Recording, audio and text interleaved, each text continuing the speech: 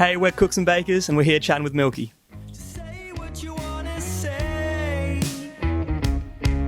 to me. I left my car illegally parked outside on your dad's yard. Finn and I, we've been playing together for ages since school, and then one day Nat, he found a bass on the side of the road. Never played bass before, we thought, I'll give it a go. So he called us up, went over to his house. He learned the bass on the day and we started the band just like that. Any stories? I think someone just said Cooks and Bakers and we found it so funny because it's nothing to do with music, but it sounds cool. Something people remember. We didn't love it at the start. We had a few arguments about it and ended up going in circles so many times. Well, we got a name that we're half there on. Let's go with it. Let's make it something because everything sounds silly before you turn into something and go along with it. It kind of became like a bit of a joke as well with all our school friends and everything. Yeah. Like everyone, like we kind of told some people and then they just jumped on it and it was like, it just stuck. People started yelling it out all the time and yeah, that's how it happened. Good name.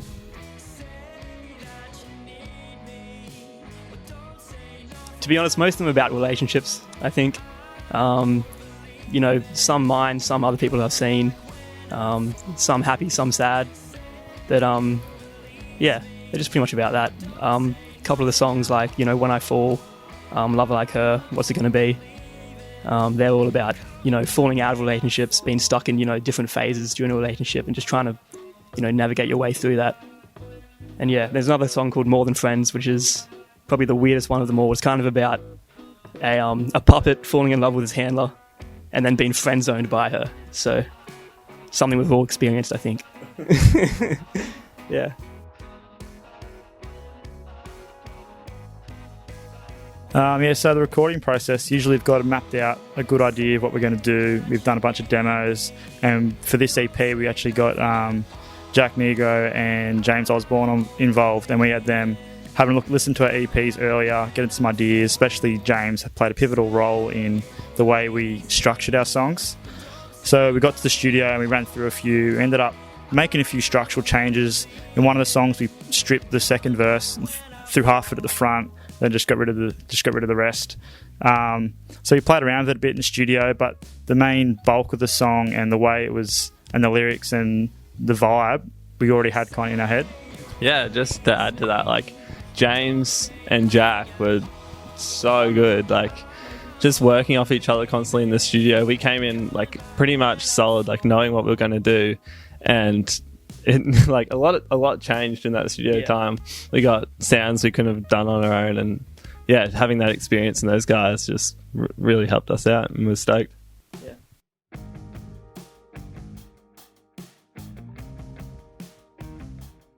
I think it was kind of random. We had so many different sounds at the start because we all listen to different styles of music. We had heaps of songs we used to love to play, and then now we just hate those songs because they're not what we are anymore. I don't even know what you'd call our genre, like indie rock with weird other features in it. Yeah, but no, I think we've arrived at something that we're kind of happy with. That's what the EP is about, I think. Finding those 5 songs that we think is our sound moving forward. So yeah.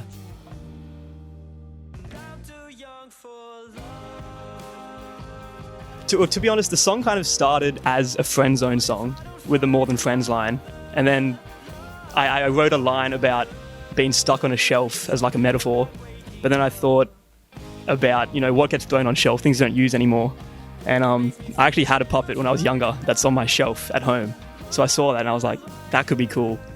Song about a puppet falling in love with a handler, and then the handler says, nah, we're just friends, man. And that's what happened.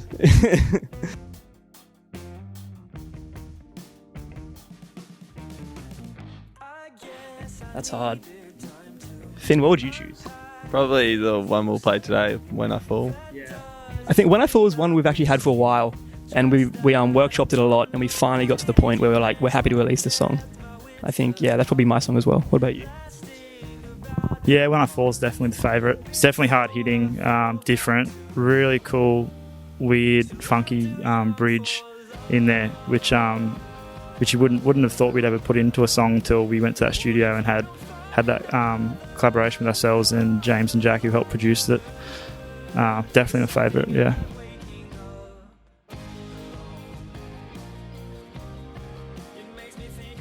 Thoughts, Finn? Back this way. It's not me. The Mona Lisa, I think. no, I'm not sure. No, I couldn't put it into a picture.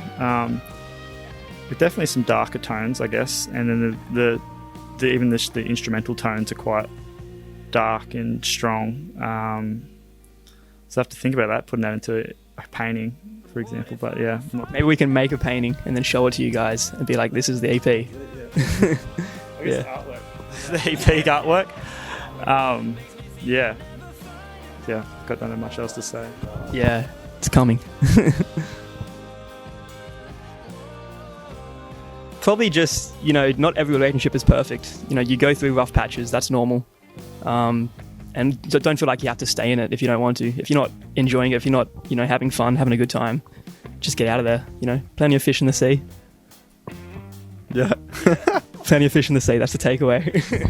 No, I think one of the big themes is that confusion between communication between partners and not knowing where someone else is at, when you know where you're at, and just playing that guessing game can be tough on your mind, and it can make you make strange decisions and things you didn't think you were going to do. It can keep you up. It can change the way you interact with people, but you just got to know that feeling's normal. It's part of growing. It's part of relationships, and it can be one of the more exciting parts. Bit of both, yeah. We definitely did a lot more songwriting during the pandemic, but it's hard when we can't play it for people out at with live audience. You don't really know if we wrote a good song or if people are going to hate it. But it was definitely challenging, getting gigs. We played a few sit-down gigs, which was good. Places like the Cambridge Hotel, they put on gigs where people would just sit down and watch you. It wasn't as good as, the live standing up gigs, but it helped us get through, I think.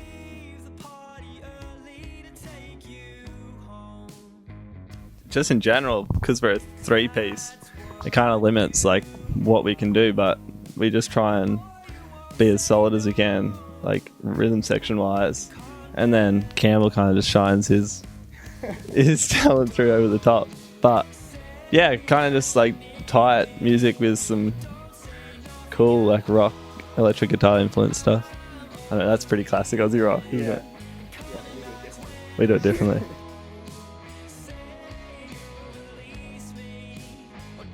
So we'll play a hometown show for sure at the Cambridge, and then throughout May and then a little bit of June, we're going to try to won't be necessarily in the same week or two, but we're going to spread it out across. We're going to try to do a little bit south, Wollongong, Sydney, and go north up to Crescent, maybe Byron, and just see how many shows we can line up that's convenient on the tour length.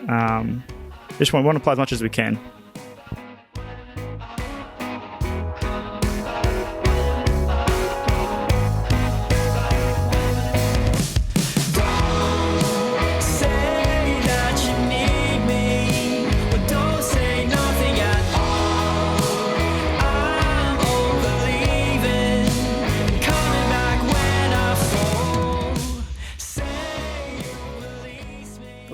Mine probably be Nothing But Thieves, Pine Grove. I was going to say Pine Grove. Pine Grove, yeah. I think we all like Pine Grove. Yeah, go with them. Pine Grove, yeah. Really good band. Well, mine's probably John Mayer, but I think that's not what the band's looking for. But yeah, if I could play with John Mayer, that'd be the dream. Oh, geez, that's tough. There's a lot. I listen to a lot of like fusion, kind of like jazz stuff, and there's a lot of like, I hate this is cliche or like snarky puppy, but like any guys from that collective, or there's another band, Hiatus Coyote, all those people, I'd love to play with them. That'd be sick. What about you, Nat? I'd be sick to play with someone's got an unreal voice like Matt Corby.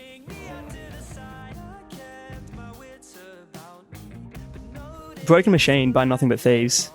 That I have that actually record at home, and yeah, a lot of really cool themes on that one, and I enjoy that. Catfish is another one, Catfish Involvement. Their old stuff, I remember like the first time I listened to that album, I just listened to the first song and I couldn't stop. Like I sat in my car for the duration of it and I just listened to the whole thing. And that's like yeah, literally every song of theirs is like really high up in my favourite music of all time. But yeah. Yeah. Probably doesn't influence the band as much, but just personally, Hopes Down by Rolling Blackouts. One of the favourites. Yeah, they're good. I know the Kooksville boys have been working on some stuff. They're another Newcastle band, and we're all big fans of them.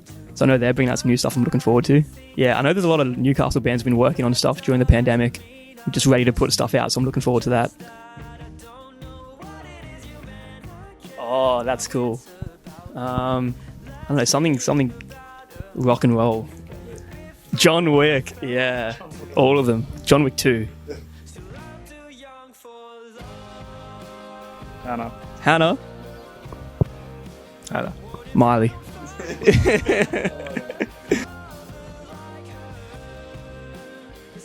Fine Line. Harry Styles. What? Stomping at the Savoy by Rufus and Shaka Khan. The best. Never heard that. It's a solid album. Yeah. Cool. Sex Magic. Yeah, nice.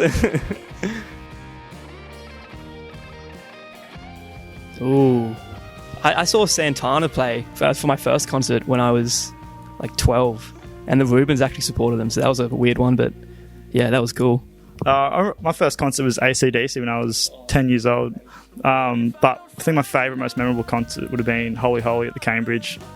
Where I was standing in the room, the sound was just incredible, and it was just flawless. It was like off the record. It was definitely my most memorable experience. I saw Kendrick at Splendor a couple of years back, which was like just the overall production and like performance blew me away. It was sick. I'm both. Probably a... I do. One Direction boy. I think that's me. Yeah, I'll go One Direction too. Spice Girl baby. Let's go. North. The Right Direction. Oh, the right direction. Go Kick Spice. That's funny. Taylor Swift. I'll admit it. Oh, maybe Nickelback. This is how you remind me. Photograph. Yeah. Dua Lipa. Spacey Jane Ocean Alley. One of those. Foals for sure. Foals would be sick. Yeah. Beatles probably. Like, that's kind of cliche, but they just changed everything with music. Yeah. I was going to say Midnight Oil before. They're driving like how strong like the bass riff is throughout the song. It's kind of like we listen to a lot of new music now. A lot of it's really bass driven, like Tame Impala or something like that. But Midnight Oil like had massive bass songs. Like the guitar wasn't that present, and you get that massive like pump and groove. And I feel like that was one of the first bands to do it on a massive stage before there was without big guitar riffs or guitar solos. Write more music. Keep writing music. Don't get caught up with other things. Just keep making music. Yeah, just keep it real. Like if we're not having fun, or if it's just getting too business orientated or just too much like stress or whatever, like why are we doing it? It's all about us having fun and making music. And I just say to keep trying to make time for it, because it's pretty easy to get wrapped up with the commitments you have in the real world. But it's a fun thing, and we got goals we want to achieve, and it's just be important to keep making time.